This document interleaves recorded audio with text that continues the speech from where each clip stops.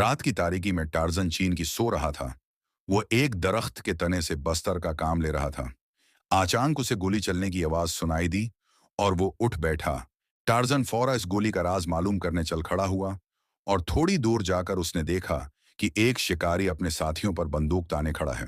Torsion दरख्त से छलांग लगाकर बंदूक लिए हुए शख्स पर झपट पड़ा और उसे दबोच लिया। बूढ़ा आदमी टार्जन की तरफ बढ़ा। उसने कहा, मेरा नाम साम पट है। मैं आपका जान बचाने पर शुक्रिया अदा करता हूँ।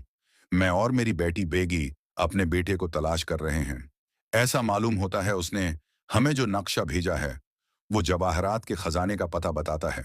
पलेट में गुस्से से शिकारी को कहा, मैंने अपने बेटे को ढूंढने के लिए तुम्हारी खिदमत हासिल की थी, हीरे जवाहरात की तलाश के लिए नहीं। मुझे ऐसे खतरनाक जगह पर अलग न करो जबकि मेरे पास कोई हथियार तक नहीं, मैं मर जाऊंगा। सामने कहा, अच्छा जाओ, मुआफ किया। इस तरह बल्लोम्स रहनुमा को रहने दिया गया और उसके दिल में साम के लिए नफरत की ज्वाला मक्खी भड़कती रही।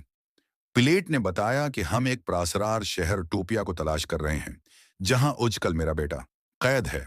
टार्जन ने जवाब दिया, ये तो काफी दिलचस्प मुहिम होगी।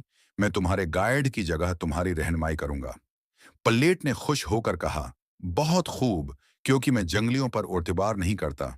टार्जन ने मुस्कुराते हुए जवाब दिया, अच्छा तो फिर तय हो गया, हम कल टोपिया की तलाश में रवाना होंगे।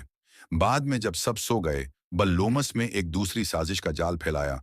उसने जंगली बार बरदारों के सरदार को अपने मतलब के लिए एकसाया।